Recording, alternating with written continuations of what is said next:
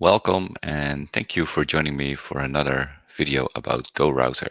In this video, we're going to apply the knowledge from the previous videos, but I'm also going to show you a few new things.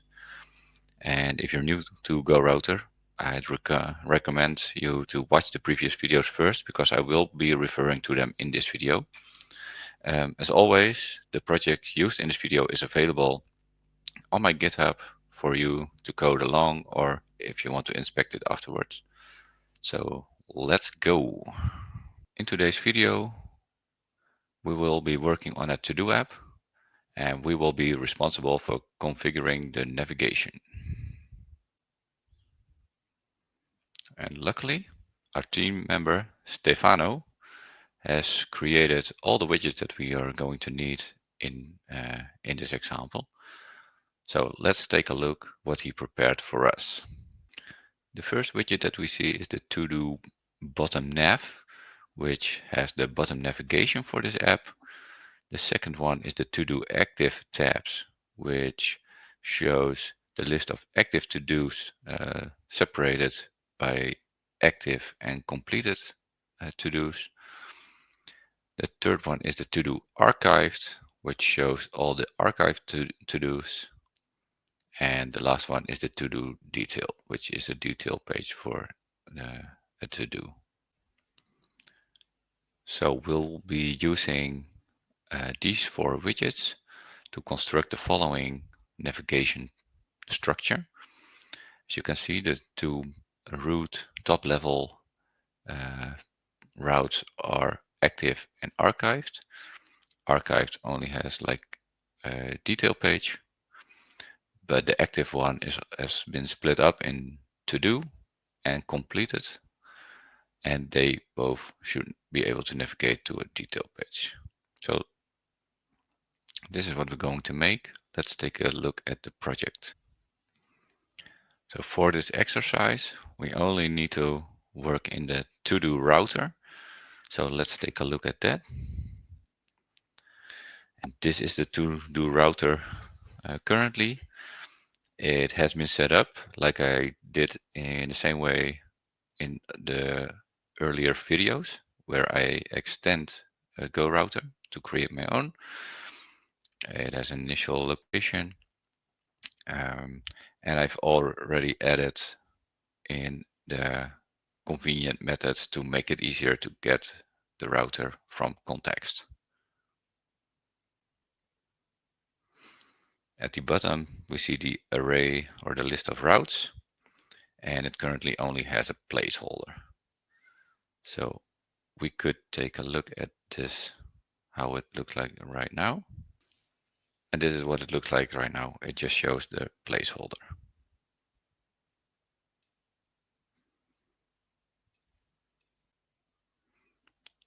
So let's take another look at the slides. So as you can see, our top level navigation has the two routes active and archived. And as we have seen in the design of Stefano, we can see that we have the to-do bottom nav widget for this. So that's what we're going to use. In the previous video, we've learned that we can use shell routes if we're working with nested navigation. So we also learned that there are two types of shell routes. We have the normal shell routes, but we also have stateful shell routes. And because stateful shell routes overall give a better user experience, in my opinion, we're going to be using that for this bottom navigation. So let's start by adding a stateful shell route. And we're going to use the index tag named constructor. We're going to have to add at least a branches array.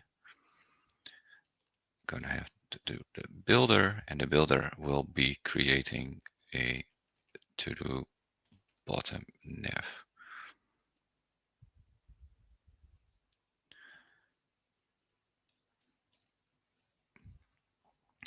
Now, the to-do bottom nav is going to require some properties. On selected will tell us which of the bottom navigation items the user has selected. The selected one is that we can tell the to-do bottom nav which bottom navigation item we want to show as selected, and the child is what GoRouter is going to inject into our view. So this can just be the navigation shell. And for these ones, we're gonna just add some default values for now. And this should be a to-do bottom nav items. And we're just gonna use the first one, active. Oh. Then we're going to place the placeholder here as a stateful shell branch. Add it as a route. So we're gonna restart. And as you can see, we now have a bottom navigation. It still shows the placeholder, but this time it's injected by GoRouter. We can press the bottom items, but we have not implemented it yet, so it's not showing anything.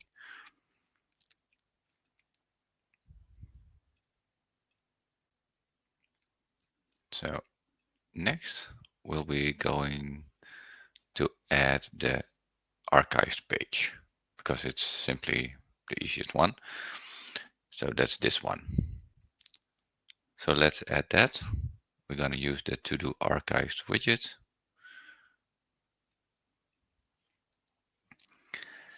So what we have to do is add another branch. So we're going to just copy this because every item of the bottom nav bar should have its own branch.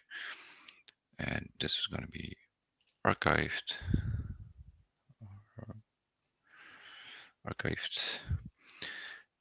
And instead of the scaffold, it will show the to-do archived widget. So that's it.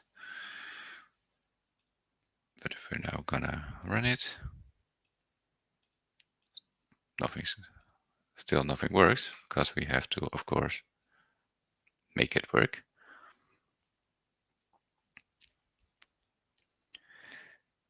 And we can do that by implementing the functions, the properties on the to-do bottom nav. But first we're also going to update this one to make this active. And we also have to remember to make this the default, or else it will navigate to a non-existing path. I mean, we don't want that. So in order to make the navigation working, we're gonna have to implement these properties. So in the onSelect, we get the to-do bottom nav item that the user has clicked. So based on that, we can do some navigation. Now, in the previous videos, we did a similar thing. And we switch between them to navigate between the tabs, bottom tabs, to go to a specific path. However, when you have a more complex structure, that's not really a good idea. So overall, it's better to tell GoRouter to switch between branches, because that will leave the branches intact. If we would go to a new route, GoRouter will structure a new navigation stack based on the path. If we tell GoRouter to go to a specific branch, it will get the previous state and leave the navigation stack intact. So that's what we're going to do. We're going to tell when the user selects an item, the navigation shall go branch. Which branch? Well, we can do to do bottom nav items dot values, values, and then the index of item. So that should tell it to go to the branch of that index. And to show the selected, we simply going to do the to do bottom nav items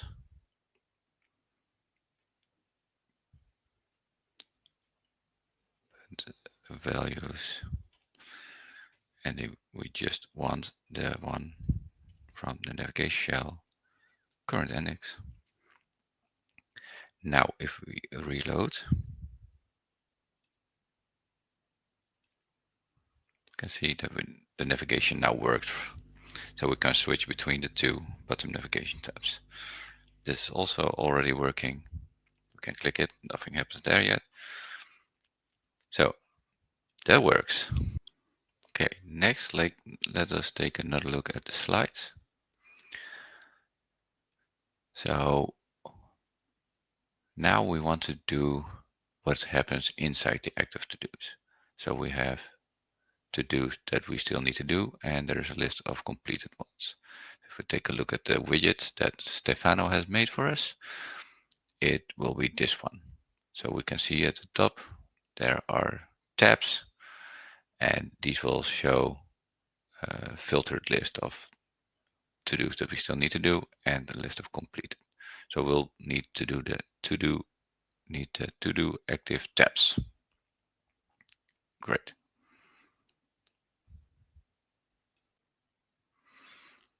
So let's replace this scaffold with a placeholder, and we're going to use the to-do active tabs.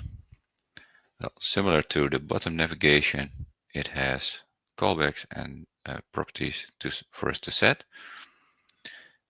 and we're just gonna do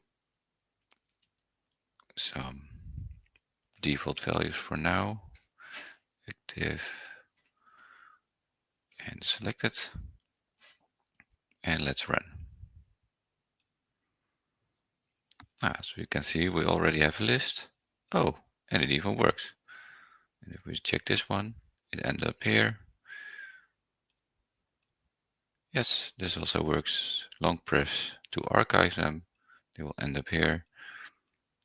We can select them. We can unarchive them by long pressing. And they're now completed.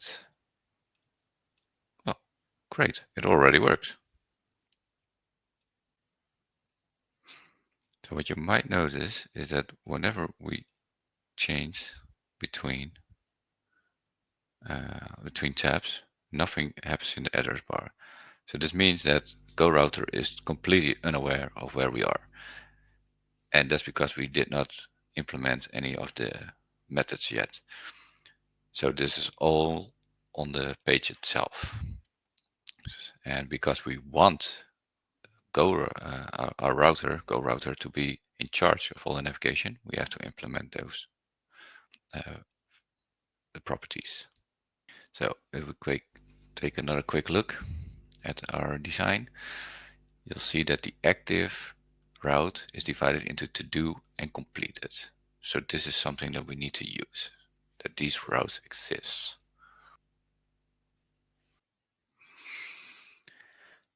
So we have to dynamically update the to-do active tabs widget based on the path that we are getting from GoRouter.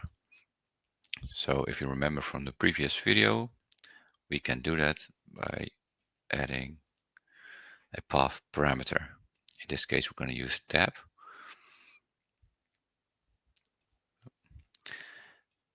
And then based on this value, we can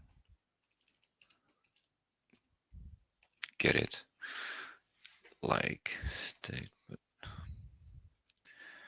path parameters tab.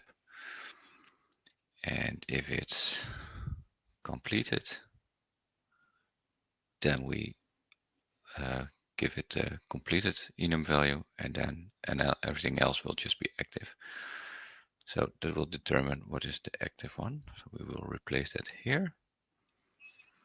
Now it's also very important that maybe you remember from the previous video that a go route with a path that has a path parameter can never be the default. And how we solved it in the previous video was by adding a redirect, but I later learned that a shell route can have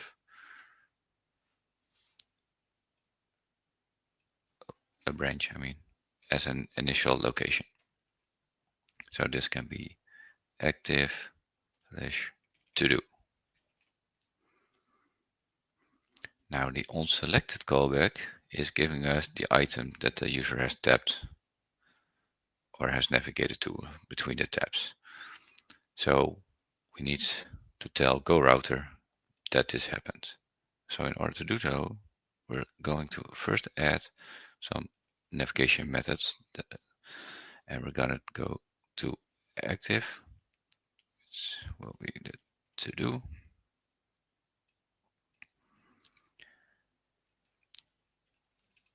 To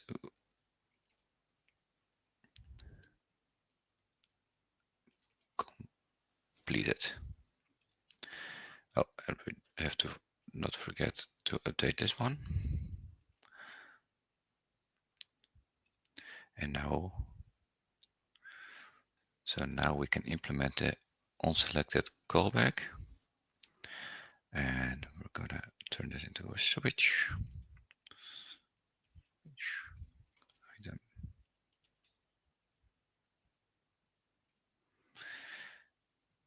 And this is tips items active, then it will go to active and complete it. So now, based on what the user selected, we're gonna navigate or tell GoRouter to navigate. If we're gonna refresh this, you can now see that we have the URL update based on our current location. And we can also do deep linking, and then it will also navigate for us. So that's great. Yeah, and this actually means that a big part of our navigation has been done. If you can see, if I switch between, you can see that the state remains. So if I switch between the tabs, it's all separate. This still works. Yep, great. So next for us to do is add the detail pages. So for the detail pages, let's take another look at our slides. So as you can see, we have to add the detail pages for multiple routes. And that also means that we're going to be adding multiple detail page routes in multiple locations in our configuration. And you might think that's a bit weird to add the same route at different locations. But actually, just think about it like this. For example, in your city, you might have multiple McDonald's or multiple Starbucks. So they're basically the same thing. You just have to navigate to them differently. And also, if you remember from the first video where we built the Cave Explorer game, we only used 2 different kind of pages, and every room was basically the same widget, except for the treasure room. So this is completely fine. So I think it's easiest to start with the archives one. And what we need to do is use the to-do detail to show this page. Well, we can do that. So let's switch back to the code. And we have to find the archived one. That's over here. And it has to be a subroute. So we're going to add the subroute list, and we're going to add a new go route. The path will be the ID, and the builder will be the to-do detail. And we have to pass in the ID of the to-do.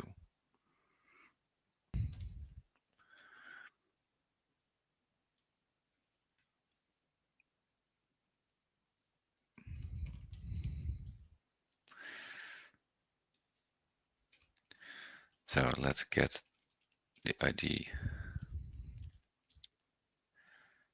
from the path parameters. We have to parse it into an integer.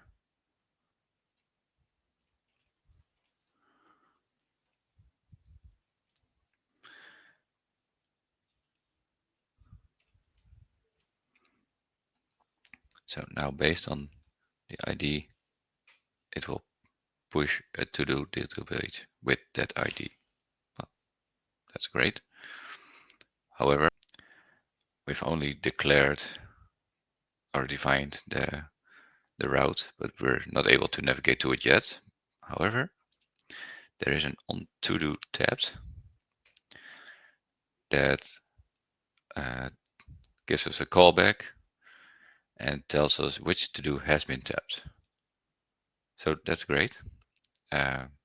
Let's add another method for that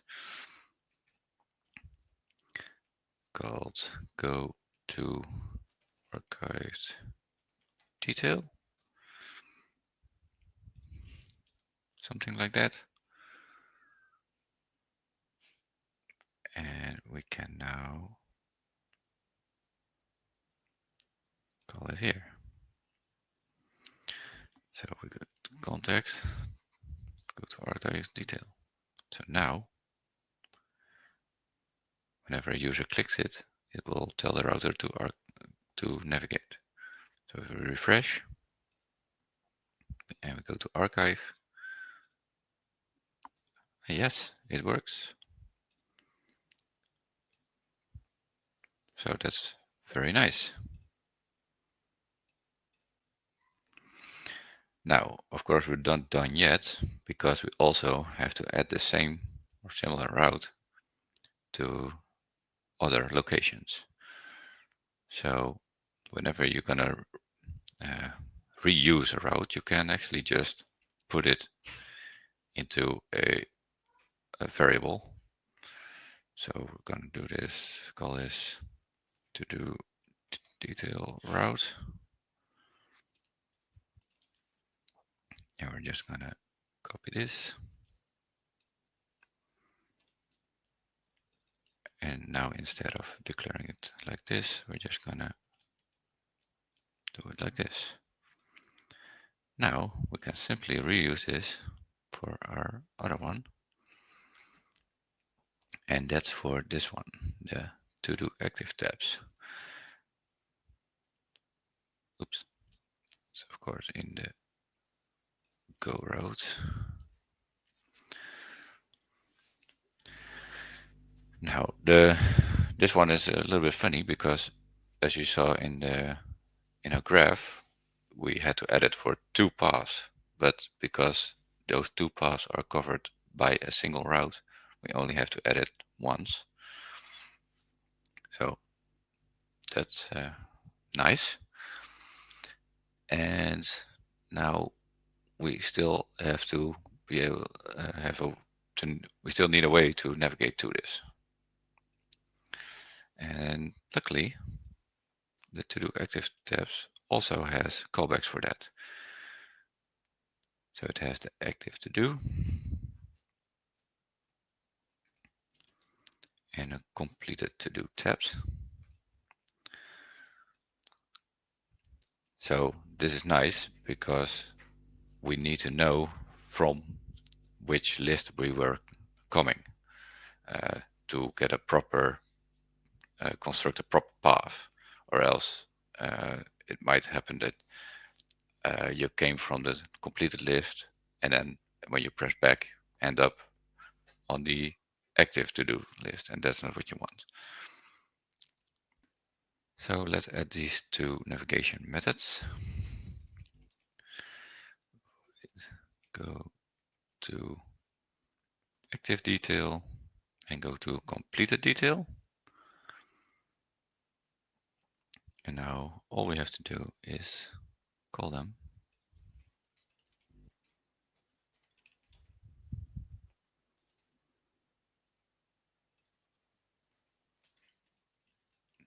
Like this.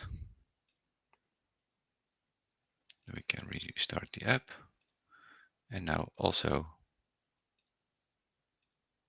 detail navigation is working. So that's great.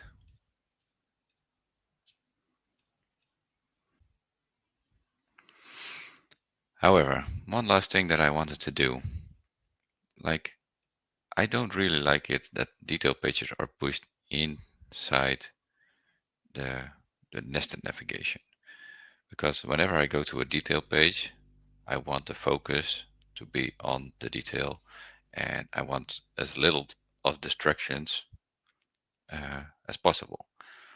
So it would be nice if we would not show the bottom navigation. And that's where keys come in. So we're gonna add a navigator navigator key, and it should be of type global navigator state key. We can then pass it in here. And this tells GoRouter to use this key for the route navigation because it's the route. And then we can tell this route that the parent navigator key is our route navigator key. So this basically tells GoRouter that whenever this page is going to be pushed on the navigation stack, that it should use our specified navigator key instead of the default one. And now if we take a look at the application again, you will see that it's pushed on top of the bottom.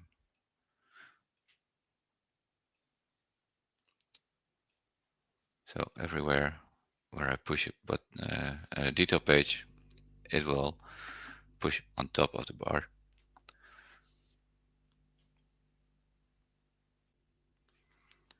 So that basically completes our app, the work that we had to do. We've implemented a very nice user experience with GoRouter with a nice proper navigation. And this also is the end of the video. I hope you enjoyed this video, and if so, please leave a like. And if you have any questions, then let me know in the comments, and hopefully see you next time.